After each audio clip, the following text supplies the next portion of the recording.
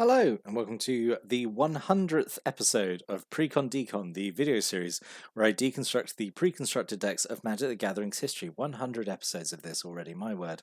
So we're going to look at the last deck from Saviours of Kamigawa, which is Truth Seekers, which is a green and white deck. So let's look at the deck list. So 27 creatures, which is a lot. 5 instants, 2 sorceries, 2 enchantments, and 24 land, and mana curve off to the side there. So let's dive in, start looking at this deck. So the theme of the deck is it's just life gain. It's just green white life gain. Just really simple, straightforward. It's not mucking around with the wisdom mechanic we've seen in 2 other of the Saviours decks. No, actually 1 really, I suppose. No, critical mass had some elements of it as well. It's not really messing around with wisdom at all. It's just straightforward, kind of boring, kind of vanilla, green white life gain. Fine, we can deal with that. That's a perfect one to close out on. So let's talk about the 2 rares of the deck first. So the first rare is Bounteous Kirin. You had a cycle of Kirins, 1 for each color, big legendary flyers.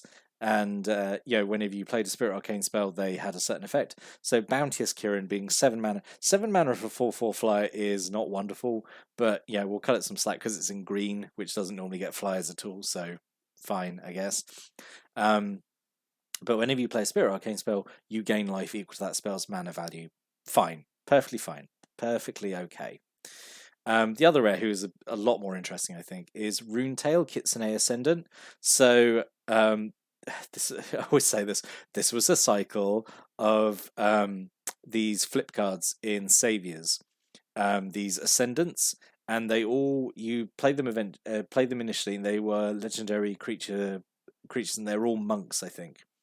And they start off as creatures, and when you meet a certain condition, you flip them, and then they become enchantments, which is pretty interesting. So the most infamous of these is Ereo, who is like the blue one, the Soratami one, which is like if you I think the flip is like if you play 4 or more spells in a turn, you flip her, and her essence is you automatically counter your opponent's first spell every turn. Which is very very strong. All the others actually are pretty interesting. They all have like kind of quite fun big swingy effects, but this is the one we've got, Runetail. So when you have 30 more life, you flip him. 30 more life is it's quite easy to hit, I think, in this deck. You got a lot of life gain, and it becomes Runetail's Essence, where you prevent all damage that will be dealt to creature you control, which is like a really strong effect, honestly. So these are 2 pretty good rares, I think, for this deck, and like what it's trying to do, its general overall strategy. We have 3 Ghostlit Redeemers, 1 white mana for a 1/1. You can pay 1 white and tap to gain 2 life, or you can channel it, which means if it's in your hand, you can pay its channel cost and you discard it, so it's kind of like just playing a spell, and you gain 4 life. Perfectly okay, perfectly okay. Probably better actually to I think play it and just use the effect over and over again. But if it's in your hand, you desperately need to get 4 life very quickly. You could do that. You've got that option. We have 2 Bryonic Kami, so 5 mana for a 3/3. Whenever you play a Spirit or Arcane spell, put a +1/+1 counter on target creature. This is good because you've got quite a lot of small spirits in this deck, so buffing that with +1/+1 counters is a good idea. Yep. We have this is again like it's another spirit focused deck, so we're gonna have a lot of kind of spirit arcane spells and these spirit craft triggers. We have 2 Elder Pine of Jukai, so 3 mana for a 2/1. Whenever you play a Spirit Arcane spell, look at the top 3 cards of your library, put all lands revealed this way into your hand, and the rest go on the bottom of your library in any order. And then it's also got Soul Shift 2, so if it dies, you can get a spirit with cost 2 or less from your graveyard back to your hand, which it's quite a small number. Like, you've got the Ghostlit Redeemers. I can't think off the top of my head what else you can get back with this, but we'll probably see in future slides. But yeah, I think it's a fine card, I think, just to potentially, find your land a bit quicker. 2 Haru Honor, 4 mana for a 2/1. When it comes into play, draw a card. And whenever you play a Spirit Arcane spell, you can bounce it back to your hand. So potentially really good. Just keep playing it. And things, I think the way this works is you could do. No, it doesn't work. You can't return itself because by the time it's entered play, you've already cast the Spirit Arcane spell, I think, in terms of rules. But anyway. But you know, the fact this keep bouncing itself back to your hand, obviously it goes really well with the Bounteous Kirin, because then this essentially gain 4 life and draw a card for 4 mana, which is not a terrible effect to keep repeating. Yeah, really like Haru Honor. Really, all the honors I think are okay, but Haru Honor I think is the best one just for the card draw, and also the art is like really gorgeous. I really like the art on Haru Honor. All the others are kind of okay. Anyway, and then we have the white honor. So we have Nico Honor, who is 3 mana for a 2/2. When it comes to play, you destroy an enchantment and has the same thing. If you play a Spirit Arcane spell, you can return it back to hand. And then we have some soul shifty spirits, which goes with the Jukai. These are slightly more expensive though, and like higher soul shift values. So Kami of the Honored Dead, 7 mana for a 3/5 flyer, and whenever it's dealt damage, you gain that much life. So I mean, 7 mana is really really pricey, especially like for a 3/5 flyer. But it's okay. But whenever it's dealt damage, if I wish it was deals or is dealt damage, that'd be super good. And has Soul Shift 6, which feels a little excessive, honestly, but it's fine. It's fine. I say fine. It's kind of pricey. Then we have Night Soil Kami. Interesting fact: Night Soil is an old-fashioned term for poo. So this is literally the poo Kami. So 6 mana for a 6/4 with Soul Shift 5. So technically better than Craw Worm, like if that's like an achievement. Yeah, I mean, like at least it's like just a big creature, right? Because like gaining life is fine, but you need a way to actually win the game, and having a couple of like big poo Kamis is not a bad way of doing it. And 2 Tori Watchwards, 5 mana for a 3/3 Vigilance, and Soul Shift 4. Yep, that's just very, very average. Fine. And we have 2 Dripping Tongue Zubearers. These are great. 2 mana for 1/2. When it dies, you get a 1/1 colorless spirit token for every Zubearer that's died this turn. Pretty good. 2 Silent Chant Zubearers. Sort of follows the same templating. 2 mana for 1/2. When it dies, you get 2 life for every Zubearer that's died this turn. So ideally, you want these to all die at the same time. Put all their abilities on the stack, and really essentially get their effects squared. Essentially, a single Shine of Life's Roar. This is really really good, I think. So 2 mana for 1/2 that has a lure effect, so all creatures have to block it, or you can channel it to give another one of your creatures like a lure effect. So really good card. I really like Shine of Life's Roar. It's definitely better than Shine of Stars Light, which is the other one. So 3 mana for a 2/1 with First Strike, and you can channel it for 2 to give a creature First Strike till end of turn. It's okay. It's not as good as Life's Roar. That's the superior Shinen in my opinion. We have an Aegon Joe Free Riders, 4 mana for a 3/4 flyer. At the beginning of your upkeep, you have to return a white creature you control back to owner's hand. Have you got ways of like abusing this in the deck, like comboing off with it? I'm not sure. Not sure. Maybe the Ghostlit Redeemer. Maybe you could. At least it's cheap enough to do it. This is actually shown up in this showed up in the Soratami's Wisdom deck. I just don't think it's that good. I just don't think it's worth having to keep returning a creature back to your hand every turn just to keep a 3/4 flyer. And you haven't really got creatures that benefit from. You haven't got that many exciting enter the battlefield effects, especially on the white creatures in this deck.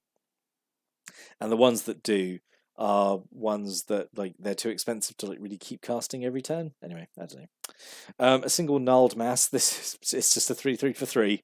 That's all it is. It's just plain old vanilla creature. Yep. Moving on. And then 2 Moonwing Moth.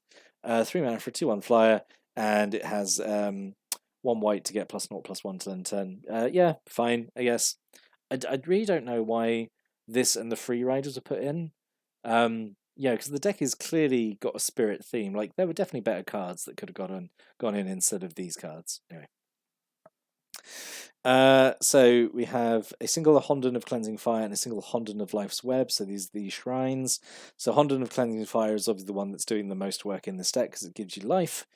With the beginning of your upkeep for every shrine you control. Honda of Life's Web gives you a spirit token for every shrine you control at the beginning of turn. So, yep, these are perfectly good inclusions in the deck, I think.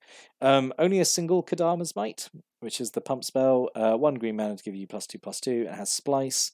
Really don't know why there's just one in here. Really, I think should have had maybe two. I don't know. I never understand why they only put like maybe one copy of like these quite cheap utility spells in here. I don't know. 2 Spiritual Visit, 1 white mana for an arcane instant that gives you a 1/1 colored spirit creature token, and it has Splice as well. That's a fun effect, I think, to have Splice. That like every arcane spell you can splice this on and get a creature token. I think that's okay. 2 Vital Surge. This is pretty bad, in my opinion. 2 mana to gain 3 life, and it has Splice. Splice onto Arcane for 2. Paying 2 mana for 3 life is pretty bad, in my opinion. Like this is like just an effect that's not worth a card, in my opinion. It's pretty weak. I know the whole theme of the deck is life gain, but this is, yeah, it's not great. Dosan's Oldest Chant is, I think, even worse. 5 mana to gain 6 life. Draw a card, I suppose, so it's not completely awful, but it's still very overcosted for what it is, I think.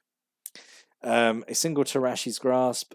This is actually okay. I used to really like Tarashi's Grasp. 3 mana to destroy a artifact or enchantment, and you gain life equal to its mana value. So it's disenchant with upside. So yeah, I think Tarashi's Grasp is well, it's sorcery speed, so actually it has a bit of a downside there. But yeah, Tarashi's Grasp is okay. And as it's the final deck of Kamigawa block, this will be my final time to mention, why did we not get a card for Tarashi? He's mentioned like in like 3-4 cards, and just didn't get a card at all to represent him. Really disappointing. Really disappointing we never got Tarashi. And this is weird. It's like I think it's the only Kamigawa deck that has a non-basic land in it, Tranquil Garden. So it taps to give you colorless, or it taps to give you green or white.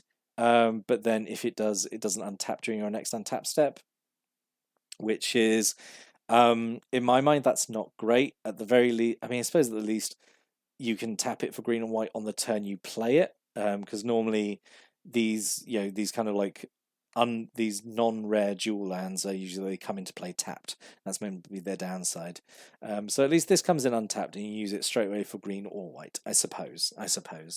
But I feel like that drawback would be more detrimental in the long run, because you would just have turns where like, oh, I need to use it for green or white, and you could only use it really every other turn. I don't know. So what could have been?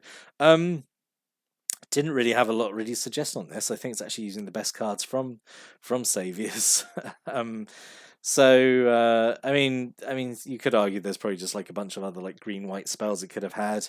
Yeah, a bunch of different like spirits or stuff. But I just kept to these 3. So I do think the rares are fine. Like Bounteous Kirin is okay. Runetail I think is actually pretty fun as a rare in here, but just I know potential what could have been. Promise of Bunrai, 3 mana enchantment. Whenever a creature you control dies, you sacrifice Promise of Bunrai and you get 4 colorless spirits into play. But then I don't know if that really then goes with the theme of what the deck's trying to do, which is just life gain. Seki might have been okay. So 8 mana. If you'd gone this way, I think it actually would have leaned more into like this kind of go wide effect with spirits, maybe, which might have been, I don't know, maybe a bit more effective than this kind of like life gain strategy. But anyway, so Seki is pretty cool because it's 8 mana, 0/0, but comes in with 8 counters on him. If he takes damage, you take those counters off him and you make spirit tokens, and you can sacrifice 8 spirits to get Seki back from your grave back into play. So it doesn't have to be the spirits that are created with its ability. You can do this with like the spirit tokens from Dripping Tongue Zubera or the Hondan or Spiritual Visit. So yeah, like a lot of potential I think with Seki Season's Guide. Maybe I mean that should have been the theme of the deck, just kind of go wide with spirit tokens. Maybe, I don't know. And Genja with the Fields, I thought. Just this actually then goes to the life gain effect. So the life gain strategy. So it's 1 white mana, goes on a plains. You can pay 2 mana to turn the plains into a 2/5 creature with like lifelink. which is fine. I don't know why that wasn't in here because obviously it complements the strategy really well. It's like a really big chunky blocker, and it gains you life. I mean, perfect in my opinion, but not sure why it wasn't in here. So in summary, fine. It's just kind of boring. It's just life gain with some fairly mediocre cards to do it. There's like some okay cards in here, but honestly, like there weren't the cards really in really throughout Kamigawa to really like support this as a real strategy. I don't think, because all the life gain effects are kind of scattered amongst other cards. I say it's not like we have in say sets these days where you have like a definite say like 2-color archetype and you have a bunch of cards designed around that particular strategy. So it feels a bit mishmash. It feels like kind of just a bunch of random cards thrown together. So, kind of okay, mediocre, I'd say. But that's just my opinion. What do you think of the deck after seeing it? Did you have this deck? What your experience of it? Do you have any just thoughts and opinions on it? Please stick a comment below. You know the drill. But with that, we are now done with Saviours of Kamigawa. We are now done with Kamigawa block entirely. So, another exciting thing, I am now officially 1/3 of the way through of all these decks that I'm going to be looking at. So still obviously a lot to go, but we are now officially at the 1/3 of the way milestone, which is honestly really exciting. I didn't think I'd actually get this far. I thought I'd kind of burn out on doing it before then, but I actually really enjoy making these videos and talking about these decks and like the cards in them. So what we're going to do, we're going to have one more video about Kamigawa, I think, just because I've got an idea for it. And, a couple of the decks in this block I really didn't like, so I'm going to do my kind of what could have been fantasy deck idea that I did for Scourge at the end of Season 1. We're going to do that, and then I think that'll be the last video for the year. And then we will start the new year with 9th edition. So yes, so join me next time. I'll talk about some decks that I made up that I think do a better job of showing off the good stuff in Kamigawa. But until then, thank you for watching and listening, and have a great day.